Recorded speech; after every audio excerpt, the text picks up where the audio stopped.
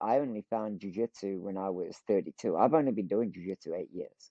Right. It was much after. It was much after Yeah, wrestling. yeah. Okay, so I may have the timelines wrong, but what I meant, yeah, back to that anyway. But so before that, even that's even better because you were more of an adult. When you're, pre finding wrestling, what did you envision like you would do in your? Did you want to go to uni and then you wanted to go like do something, or what did you see your life going? Did you think somewhere in the distance would be Uh, owning a martial school? no. So, yeah. So sadly for me, well, my mom was always really tough on me, right?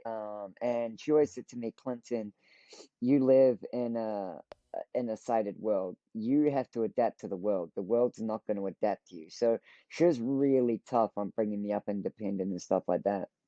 But unfortunately, all the things I wanted to do required sight. So my dream job, not that you'd be able to do it in New Zealand so much, but my dream job would have been to be in the Air Force and fly jets off a carrier. That would have been so sick. But I Yeah.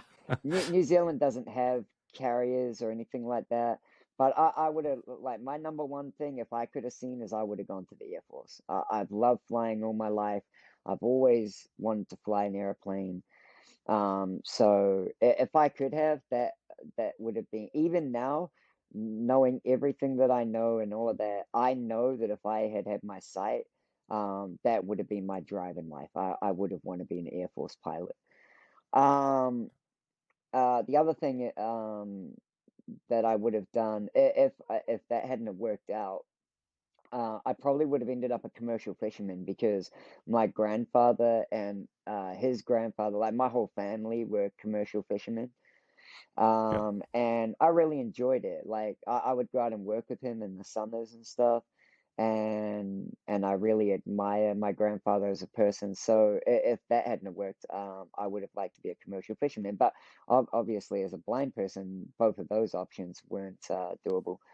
So for a while, I thought I'd be a physiotherapist, but because of my sight and the way schooling worked, I didn't enjoy school very much because it's not that I didn't enjoy the learning part of school. I didn't enjoy the extra part. So as a person with a visual impairment, I always had a teacher aide at school, Yeah. and my teacher aides in New Zealand, they thought they were in charge of me.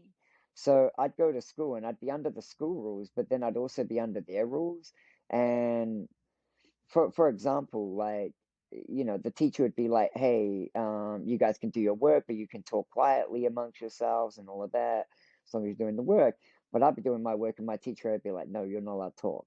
I'm like, "Wait, what? Wait a What? minute. The rest of the class are allowed to talk, but no, but you're not allowed to talk." So things like that really irritated me, and Understandably so. I didn't finish school. Mhm. Probably a big regret of mine because, especially in this day and age, education is important. I'm not sure what the equivalent would be over there, but I finished when I was 16 here, so I'd finished the first part of the. So Like first part of high school. yeah, so I finished. Yeah. So in New Zealand, there's the three major years in high school. There's year 11, 12, and 13. Yeah. And year 11 is the first year where you get serious, where you have to do exams and stuff. And at that stage, I had to sit the school certificate, which I passed, and then I left. Do you ever think about just for you going back and completing that even at 40? Ah, no, I'm too busy now. If I was gonna do that, I'd go and do like stuff that's more related to the gym. Like I'd go do business courses Right, right. and things like that.